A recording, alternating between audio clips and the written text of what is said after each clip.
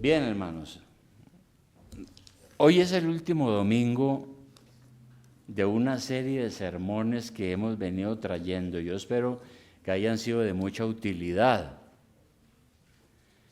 Estos sermones que yo he predicado hace casi un mes es porque nosotros como iglesia tenemos que saber en qué creemos, ¿verdad? Hace mucho tiempo que la gente está confundida, porque la gente cree que todo es lo mismo. Hace una época de la gente decía, nos meten en el mismo costal a todos. No. Hay distintivos, hay doctrinas que nos identifican a nosotros, especialmente como bautistas. Por eso hay un letrero allá afuera que dice bautista. ¿Por qué? Porque hay unas doctrinas, unas enseñanzas que son profundas, que están en la Biblia y que nosotros creemos en ellas. Y esas doctrinas se convierten en principios. ¿Y qué es un principio? Es algo que lo gobierna a uno, que lo rige a uno, ¿no? Por eso se dice a veces, es que tal persona es una persona de principios. ¿Por qué? Porque no roba, no miente, es temerosa, es respetuosa, es una persona de principios. Nosotros tenemos principios también. ¿De dónde los sacamos? Pues de la palabra de Dios, no nos lo inventamos. Entonces hemos visto algunos principios, voy a resumirlos rápido para un recordatorio. Vimos un principio que se llama cristológico. ¿Qué quiere decir ese? Que Jesucristo es el Señor sobre todo el mundo. Él es el Señor, soberano. Nosotros lo adoramos a Él. No a nadie vamos a adorar aquí sobre la tierra. A nadie, solo a Él. Él es el Señor, el que nos ha salvado. Otro principio es el principio bíblico. Cuando a mí me preguntan que en qué creo, entonces yo saco la Biblia. Y me dicen, ¿y por qué cree usted en ese libro? Porque esta es la palabra de Dios. Es la máxima autoridad. Si algo no está aquí, yo no lo puedo creer. Lo que yo creo es porque está aquí, en la norma de la palabra de Dios. Eso lo vimos, principio bíblico. Vimos también el principio de la libertad religiosa. ¿Recuerdan? Yo tengo libre conciencia de creer y adorar al que yo quiera. A nadie se le puede imponer la religión. A nadie se le puede obligar a creer. Nuestro Señor Jesucristo nos presenta el camino y nos deja en libertad para que seamos responsables. Si alguien dice no, problema de él. Si alguien dice sí, gloria a Dios. Porque vienen grandes bendiciones para la vida. Vimos otro principio que se conoce como el eclesiológico. Quiere decir que aquí en la iglesia nosotros tenemos una forma de gobierno autónomo, democrático. Aquí no hay papas, ni cardenales, ni obispos, no hay ninguna autoridad de esas que conocemos. No, la autoridad somos toda la iglesia junta. Cuando queremos tomar una decisión, inclusive nombrar un pastor, ustedes se reúnen juntos los miembros y toman una decisión sobre cómo se gobierna la iglesia. Por eso se dice que tenemos un gobierno democrático, autónomo. Nadie viene a decirnos cómo tenemos que creer o qué es lo que tenemos que hacer. Aquí está en la palabra. Aquí está el orden y la organización que debemos de tener. Bien, vimos el principio de la separación de la iglesia y el Estado. ¿Recuerdan? El Señor Jesucristo dijo, denle al César lo que es del César y a Dios, denle al César lo que es del César y a Dios lo que es de Dios. Respetamos las autoridades, pagamos los impuestos, votamos en las elecciones por el que mejor nos parece y respetamos todo eso. Pero respetamos el gobierno y esa autoridad, pero que no se metan aquí a prohibirnos nada, porque la iglesia y el Estado deben estar separados. Cada uno tiene su propia esfera de acción. Bien, todo eso hemos visto este mes. Y hoy vamos a ver un principio que se llama el principio evangelístico, un principio bautista, nuestro, creemos en él. ¿Qué dijo el Señor Jesucristo cuando resucitó de los muertos? Nosotros creemos en la resurrección de Jesucristo. Ahora, los científicos dicen, no, eso sí, qué mentira que se inventaron los cristianos. ¿Cómo así que resucitó de los muertos? Si cuando uno se muere, uno se pudre y termina en la tierra. Pues no, Jesucristo no era cualquiera, era el único Hijo de Dios que vino a este mundo. Murió como nosotros, sí, pero se levantó de la tumba. Venció la muerte por el poder de Dios, y lo vieron, y lo tocaron, y eso está aquí, en la revelación de la palabra de Dios. El Señor Jesucristo, antes de ascender al cielo, Él reunió a sus discípulos y ellos quedaron impactados de verlo, porque inclusive algunos no creían. ¿Cómo es posible esto que, si lo vimos, fue crucificado en la cruz? ¿Cómo es posible que ahora que está aquí? Recuerden que hubo uno que no creía, el Señor se le presentó y le dijo, venga, su mano. Cogió la mano y le dijo, métala aquí, mire, estas son mis llagas, y métala en mi mano. Yo soy el mismo, pero resucitado. Entonces Él reunió a sus discípulos en Mateo 28, 16, y mire lo que les dijo a ellos. Mateo 28, 16. Le dijo lo siguiente. Vamos a leer desde el 16. Pero los 11 discípulos se fueron a Galilea. ¿Cómo así que 11? ¿Luego no eran 12? Sí, pero es que uno se había ahorcado. Judas Iscariote. Pero los 11 discípulos se fueron a Galilea, al monte donde Jesús les había ordenado, y cuando le vieron le adoraron, pero algunos dudaban. Y Jesús se acercó y les habló diciendo, toda potestad, es decir, todo poder, me es dado en el cielo y en la tierra. Por tanto, id. Y ese id, ¿qué es? Es un verbo en imperativo. Ahí el Señor nos está diciendo, por tanto, les voy a decir algo y piénsenlo. Les voy a decir algo y miren a ver si se hacen el esfuerzo. En otras palabras, les está diciendo, vayan, id y haced discípulos a todas las naciones, bautizándolos en el nombre del Padre, del Hijo y del Espíritu Santo, enseñándoles que guarden todas las cosas que os he mandado, y aquí yo estoy con vosotros todos los días hasta el fin del mundo. Ahora alguien puede pensar, ¿cómo así que está ascendiendo a los cielos y está diciendo que va a estar con nosotros hasta el fin del mundo? Sí, ¿cómo? Por el Espíritu Santo.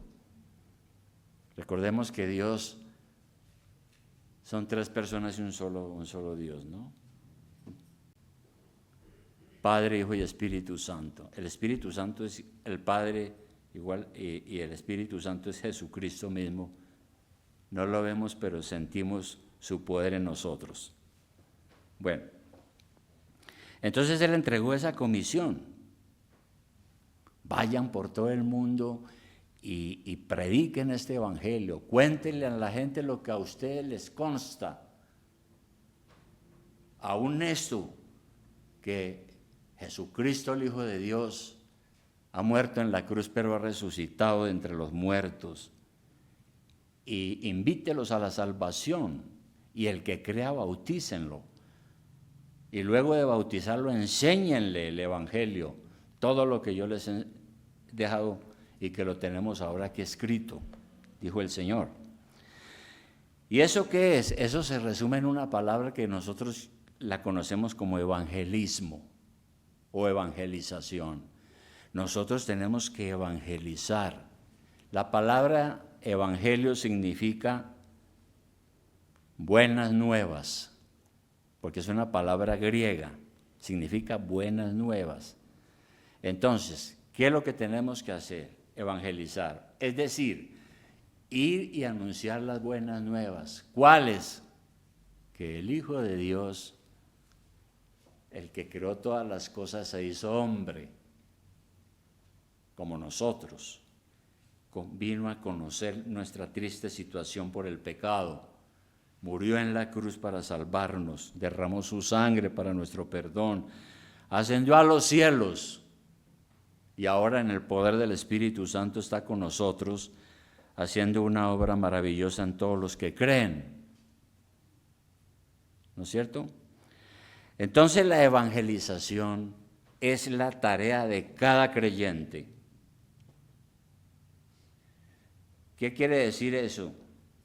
Cada creyente tiene la responsabilidad de compartir las buenas nuevas de Jesucristo para que la persona conozca al Señor y sea salva. Eso me pasó a mí cuando tenía 24 años y le está pasando a mucha gente hoy en día cuando cree. Porque es que la salvación no viene por hacer buenas obras. La salvación no es que es lo que se ha enseñado, ¿no? Que si yo soy una buena persona y yo le doy a los pobres y yo ayudo a aquel, hay que hacerlo, sí, pero que por hacer yo esas cosas, entonces Dios me salva. No, la salvación no es por las buenas obras, no es por los sacramentos, la salvación no es ni siquiera por el bautismo, ni por ser uno miembro de una iglesia. La salvación es una respuesta de Dios a nosotros, dándonos su gracia infinita por medio de Jesucristo, cuando creemos en Él. Y la vida es cambiada, la vida es transformada. Entonces, tenemos que compartir ese evangelio con las personas que más podamos. Y es bien difícil, ¿no es cierto? Porque es que uno dice, bueno, ¿yo a quién le comparto? ¿De quién le hablo yo de mi experiencia que he tenido? Pues yo empecé a hacerlo con mis amigos, ¿no? Porque ya no andaba yo por allá tomando cerveza y por allá con miles de cosas, sino que yo ya cambió mi vida. ¿Y usted qué le pasó? Entonces yo le evangelizaba, le enseñaba las buenas nuevas de Cristo y para que ellos también creyeran en Él. Porque quería que ellos tuvieran la experiencia que yo tuve. Y por eso aquí en Romanos 10, vamos a mirar rápidamente Romanos 10,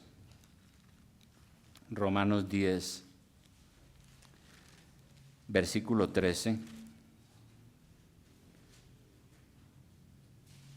Hay unas declaraciones aquí impresionantes del apóstol San Pablo. Romanos 10, 13.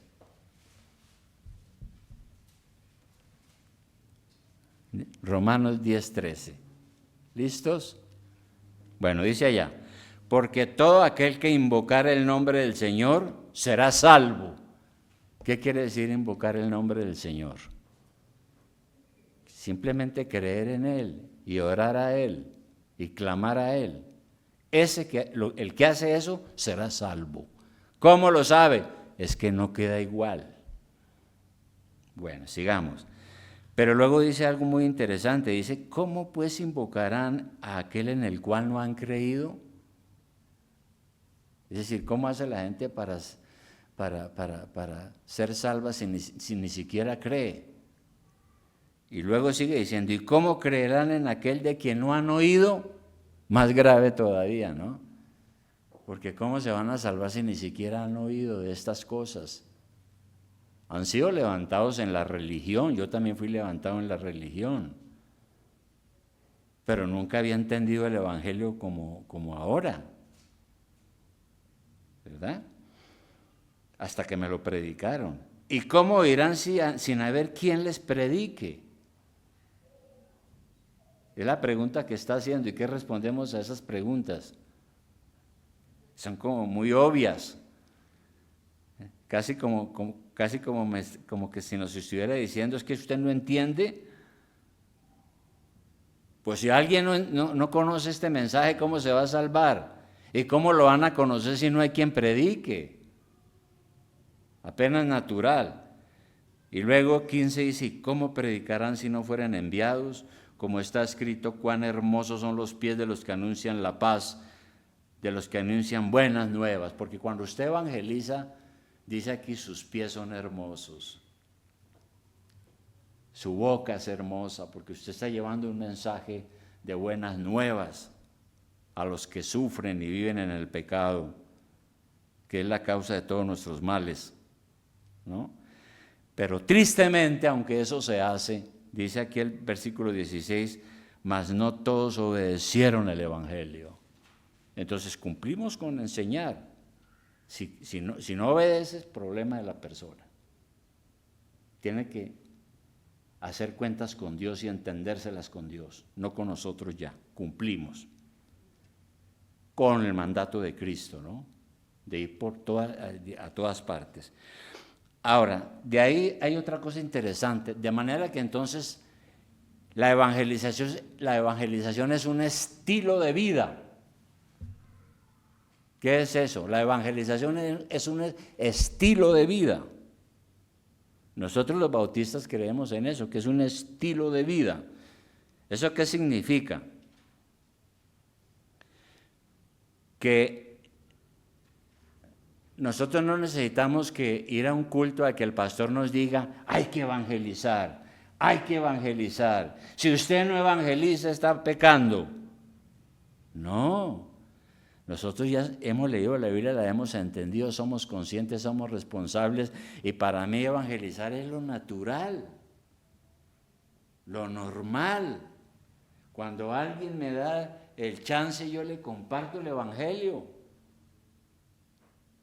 ¿Por qué tengo que tener pena o vergüenza? ¿Cómo los ateos sí reniegan de Dios? ¿Cómo la gente perversa sí anda diciendo lo que es y nosotros no somos capaces de hablar de Cristo? Ayer estaba yo aquí parado viendo que ponían la cruz y pasaron dos señores, pero una elegancia, cogidos de la mano. Entonces, todos publican lo que son y uno no es capaz de decir, de hablar de las buenas nuevas, hermano. Entonces, es un estilo de vida, lo compartimos nosotros de manera natural. ¿A quiénes? A nuestra familia, a nuestros vecinos, a nuestros amigos, a nuestros compañeros de trabajo, en la escuela, en la universidad. Que me dicen, no, usted está chiflado, usted está loco, usted en esa iglesia le lavaron el cerebro. Problema de él, no, que no crea, tiene que entendérselas con Dios. Bien, entonces la evangelización, eso es lo que el Señor nos mandó. Y de esa evangelización se desprende otra cosa, una cosa que se llama la obra misionera. ¿Qué es eso? Bueno, tiene una pequeña diferencia. Todos nosotros aquí tenemos que ser evangelizadores. Y uno que es miembro de la iglesia tiene que ser evangelizador. No tanto por llenar aquí el lugar, porque es que son las buenas nuevas. Es lo que va a librar a la gente de la desgracia y del infierno y además de todos sus problemas personales. Pero resulta que hay otro trabajo que se llama las misiones. Es decir, Dios encarga a algunas personas en la iglesia para que vayan fuera del país, porque el Señor dijo, vayan por todo el mundo, prediquen a todas las naciones, ¿no? Y entonces son unos trabajos que Dios le da a algunas personas que se llaman misioneros. La iglesia los reconoce y la iglesia los apoya Así fue el apóstol Pablo. El apóstol Pablo iba predicando el evangelio por muchas partes, pero sostenido también muchas veces por las iglesias que lo respaldaban. Y tenían una estrategia. Él como misionero, el apóstol Pablo, y los misioneros, una estrategia. ¿Cuál era? Entraban en aquellos lugares donde no conocían del evangelio. Bueno, predicaban el evangelio, enseñaban la Biblia y hacían discípulos. Y cuando había un grupito, entonces formaban una iglesia. Y luego de formar esa iglesia, entonces preparaban a un 2 o 1 para que fueran el pastor de la iglesia y salían de ahí a otro lugar donde nunca habían oído del evangelio. Entonces iban de pueblo en pueblo y de nación en nación, plantando iglesias. Y el Espíritu Santo ayudándoles, trabajando en el corazón de la gente para los que creyeran fueran salvos, ¿no? Ese es el trabajo del misionero, ¿no? Así de sencillo. Y un misionero entonces es un enviado. ¿Enviado por quién? Por la iglesia. Enviado a hacer ese trabajo que acabo de explicar. Por ejemplo, en Romanos 15:23, ¿qué encontramos? Romanos 15:23. Aquí Pablo está diciendo una cosa interesante a la iglesia en Roma. Aquí en Romanos 15:23, ¿qué dice? ¿Ya encontraron? Bueno, dice, en la carta dice Pablo, y le dice a la iglesia, pero ahora, no teniendo más campo en estas regiones, porque él ya había hecho lo que digo, evangelizado, gente se había convertido, los había integrado, ya formaban una comunidad, podían ser 10, 15, 20 o 50, yo no sé, y luego era una iglesia, y entonces él dice, no teniendo más campo en estas regiones y deseando hace muchos años ir a vosotros, cuando vaya a España. Él tenía el deseo de ir a España, porque en España no había evangelio, eran unas tribus paganas. Algunos dicen que logró ir, otros dicen que no, yo no sé, pero ese es el tema. Él está diciendo eso, yo termino mi trabajo en un lugar y me traslado a otro, y sigo fundando iglesias. Bueno, entonces misionar es eso, ¿no? Hay un poco diferente a evangelizar, aunque cuando se está estableciendo hay que evangelizar, por supuesto que sí.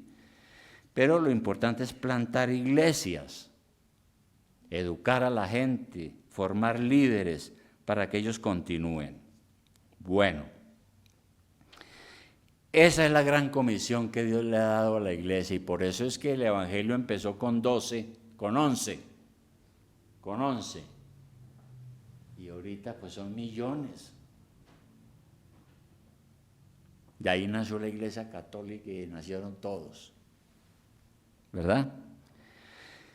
Y también nosotros, los que se llaman como bautistas, ¿no? Mire, hermano, hay un detalle. Históricamente los bautistas no han sido aislacionistas. ¿Qué quiere decir aislacionista? Las iglesias bautistas no son como una isla donde están en una especie de jaula y no tienen relación con nadie. No, las iglesias bautistas en el mundo buscan asociarse para tener propósitos comunes. Así lo hicieron los bautistas en los Estados Unidos. Tengo que hablar de los Estados Unidos porque es que ellos fueron los que nos trajeron la iglesia acá. Para cumplir con esa gran comisión, las iglesias bautistas en los Estados Unidos se asociaron en una cosa que se llama convención o convenciones. Entonces se creó la Convención Bautista del Sur en los Estados Unidos. Es una de las entidades más grandes del mundo, protestante. Hasta hace unos años decían que en los Estados Unidos, en el solo sur de los bautistas, habían 47.198 iglesias y 13.223.122 miembros en los Estados Unidos, en el sur, todo lo que es Dallas, Texas, Nuevo México, Miami, la Florida, todo eso era. Así era, es poderosa. Entonces esas iglesias se unieron y crearon un fondo. ¿Para qué? Para enviar misioneros a otras partes del mundo, en cumplimiento con la Gran Comisión. Por ejemplo, crearon un fondo y las iglesias se unieron en una convención, discutieron el tema y dijeron: vamos a aportar a ese fondo para que podamos enviar misioneros. ¿Qué tenía que hacer un misionero cuando lo enviaban? Por ejemplo, los misioneros que llegaron aquí a Colombia, ¿qué hacían? Esos misioneros primero iban a Costa Rica. ¿A qué? A aprender el idioma y la cultura. Los misioneros que vinieron a Colombia fueron a Costa Rica 2 años a aprender el idioma y a estudiar la cultura del país a donde iban a ser enviados, ¿verdad? Estudiaban la cultura, cómo son los colombianos, qué es lo que les gusta a ellos, y aprendieron que les gusta el tamal, la arepa y todo eso, y conocieron todo lo de los climas, aprendieron los modismos, los chistes, todas esas cosas, y llegaron los misioneros aquí, preparados, sostenidos por las iglesias, ¿no es cierto? En cumplimiento de ese mandamiento. Entonces, para eso había que asociarse, que buscar la manera de tener una organización, porque solitarios es muy difícil hacer el trabajo, muy difícil. Ahora, cuando ya entró el Evangelio aquí a Colombia, para la gloria de Dios, porque ¿cómo entró aquí? En el año de 1845, esos misioneros fue primero a la isla de San Andrés. ¿Y qué había en la isla de San Andrés? ¿Por qué llegaron ahí? La historia dice que San Andrés fue descubierto y era propiedad de los ingleses.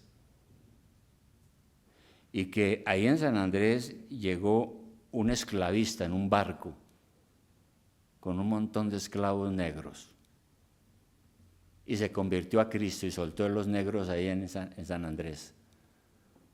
Ahí se quedan ustedes, pero les evangelizó a todos. Por eso San Andrés es mayormente una isla bautista. Usted va a encontrar allá muchas iglesias bautistas. Eso fue en 1845. Y luego llegaron al continente los misioneros. ¿A dónde llegaron por primera vez? Llegaron a Barranquilla en el año de 1942. Yo no había nacido. Entonces llegaron los primeros misioneros allá. ¿Qué hacían? Las iglesias les daban para comprar un lote. Luego las iglesias en los Estados Unidos les daban para que contrataran un arquitecto y les hicieran una capilla y empezaban a evangelizar. Por eso en Barranquilla hay tanta iglesia bautista, ¿verdad? Porque ese fue el trabajo que hicieron las iglesias bautistas en el sur de los Estados Unidos.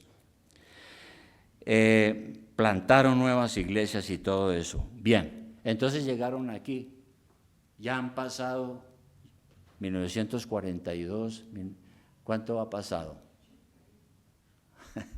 Hagan la cuenta.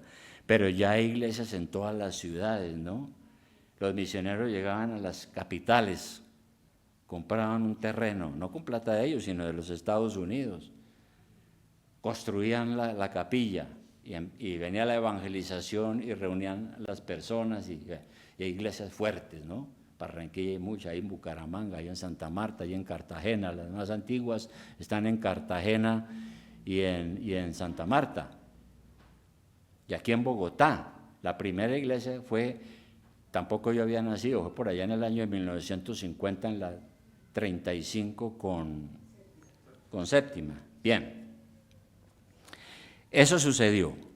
Y hay una cosa muy interesante también, y es que fue por ellos, por esa organización que se llama Junta de Misiones, que hizo estos trabajos desde más de 100 años, que aquí a nosotros nos dieron para este predio.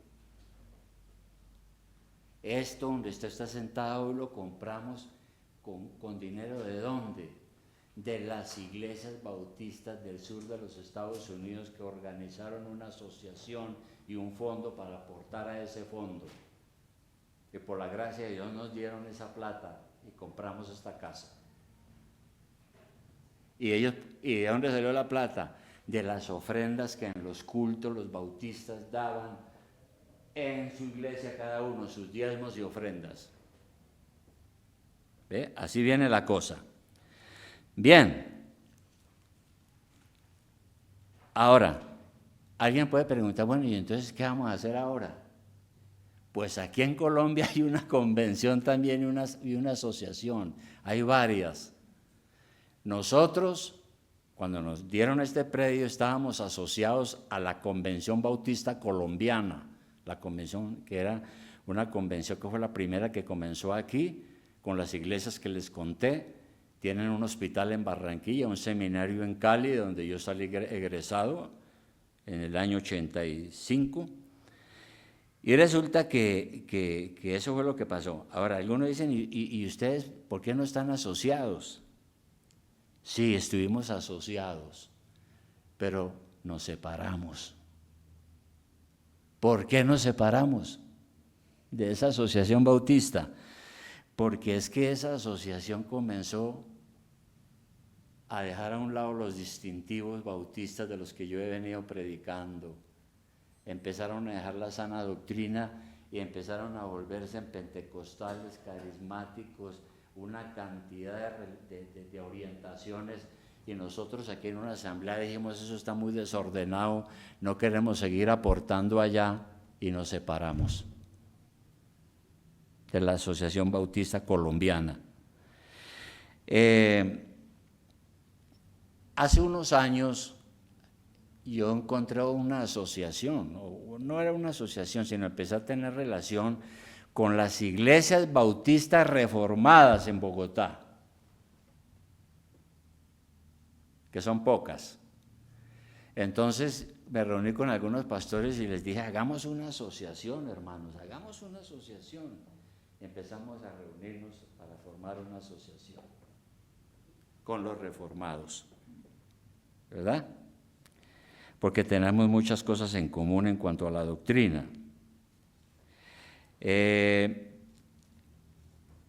Pero ¿qué pasó? Que eso fue muy difícil, formar esa asociación. Empezamos a ver orgullo en los pastores, faltos de sinceridad, unos con unos deseos de protagonismo y de expansionismo egoísta, arrogancia teológica y otras mañas. Y bajo esas circunstancias hay una división terrible. Y yo resolví quedarme quieto, porque es que es muy difícil tener compañerismo así. Eso necesitamos pastores que sean humildes, que sean sencillos, que trabajen para la causa de Cristo y no que estén buscando cosas personales. Y termino con esto, hermanos. Ya les conté en un brochazo cuál es nuestra historia y qué es lo que ha pasado y por qué estamos aquí y cuál es el nombre y todo eso. Yo espero que no se le olvide. Bueno, pero quiero terminar diciendo cuál es el método más efectivo para cumplir con la evangelización. Yo sé que a veces en una época salía gente con unos tratados y se subían al Transmilenio, Cristo vive, Cristo viene, arrepiéntete y todo eso. Otros eran en las calles. Y puede que no haya nada malo en eso, pero tiene sus problemas. Ahora, el mejor método para la evangelización es lo que se conoce como el contacto personal. ¿En qué consiste? Durante la semana nosotros tratamos con mucha gente que Dios pone en nuestro camino. Escuchamos a la gente sus problemas y le damos una oportunidad para decir, mire, si usted tiene fe en Cristo, Él lo va a ayudar. Otros pueden estar tristes y abatidos por las injusticias de este mundo. Podemos decirles, mire, en Cristo hay una manera diferente de ver la vida. Crea en el Señor. Y cuando ya vemos que están interesados un poco, entonces les hablamos de Cristo como nuestro Salvador y los invitamos a la iglesia. Y aquí terminamos el trabajo. ¿Cuál trabajo? El que dijo el Señor. Vayan por todo el mundo, prediquen este evangelio, enseñen lo que les he mandado. Al que crea, bautícelo. Es eso, la manera de cumplir con lo que el Señor ha dicho, ¿no? De manera, hermanos, que termino diciendo esto. A la gente se le dice con familiaridad, bueno, qué bueno que tú te hayas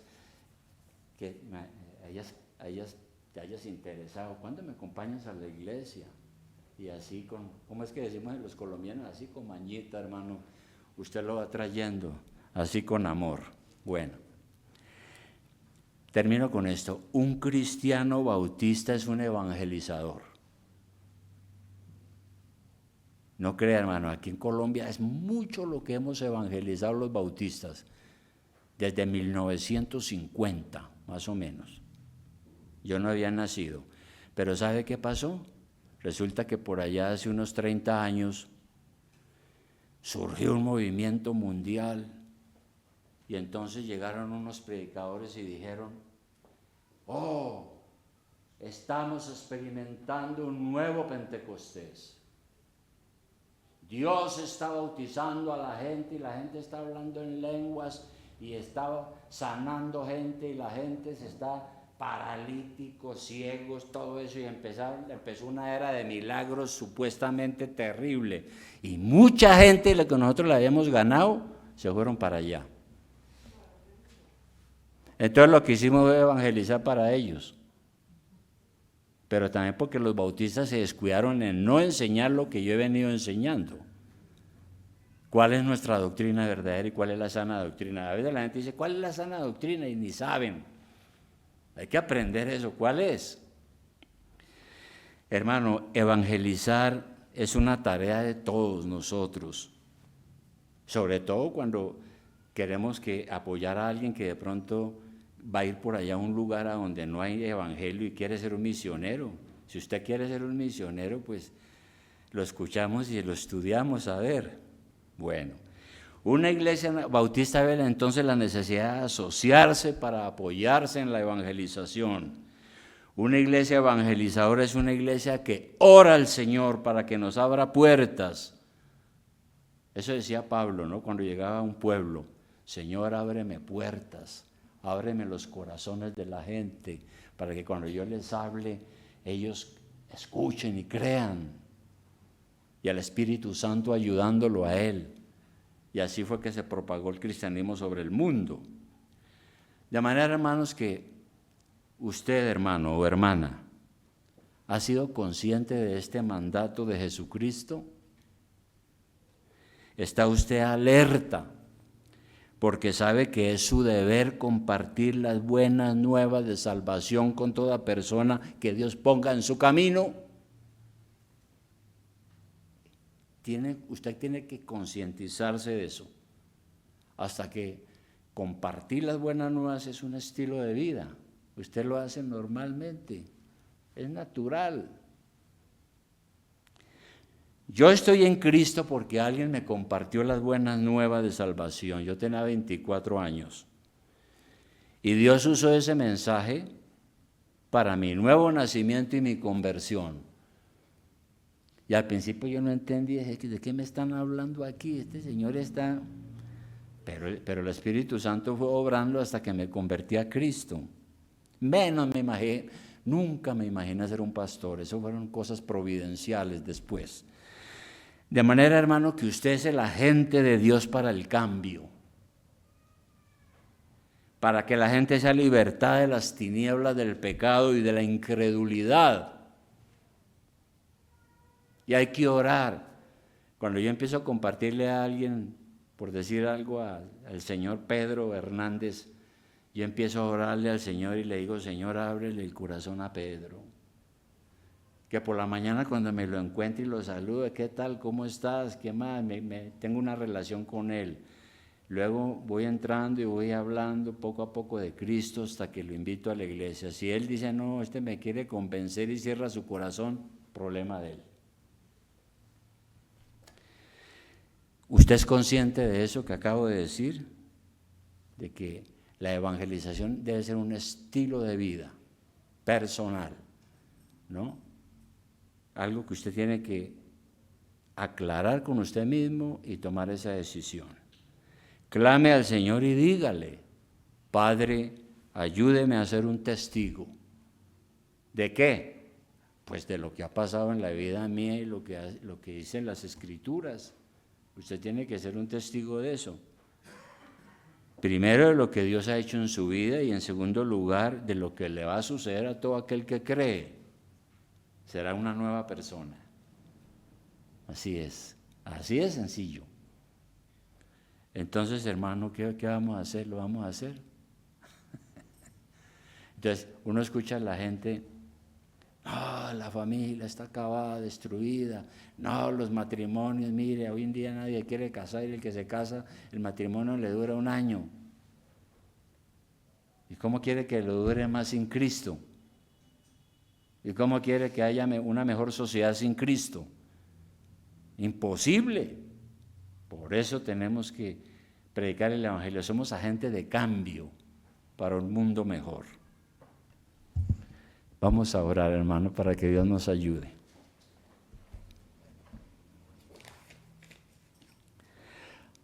Amado Padre Celestial, en esta hora estamos aquí, en esta reunión, como tú ya lo has visto.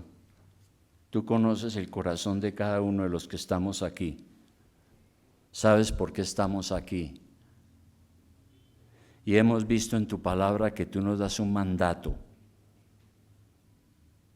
que si nosotros hemos sido salvos y ya te conocemos a ti, oh Padre, y a Jesucristo nuestro Salvador, tenemos un testimonio de esas cosas grandes que has hecho en nuestra vida, pero que a la vez tenemos la responsabilidad de decirle a la gente, de comunicarle estas buenas nuevas de salvación. El que está en Cristo es una nueva persona. Las cosas viejas pasan y todas son hechas nuevas. Oh Dios, ayúdanos a llevar este mensaje a nuestra familia, a nuestros amigos, nuestros vecinos, nuestros conocidos, en el trabajo, en la universidad, en el colegio, en la empresa, en los negocios, en todas partes. Danos la sabiduría, quítanos el temor, Señor. Danos las palabras precisas que tenemos que usar. Quita, Señor, nuestro miedo. Tenemos un mensaje grandioso, glorioso, poderoso, que el mundo no tiene. Solo lo tenemos nosotros, que es el mensaje de la vida eterna. Ayúdanos, Señor, a cumplir con ese mandato que nos has dado. En el nombre de Jesús te lo pedimos, Señor. Amén.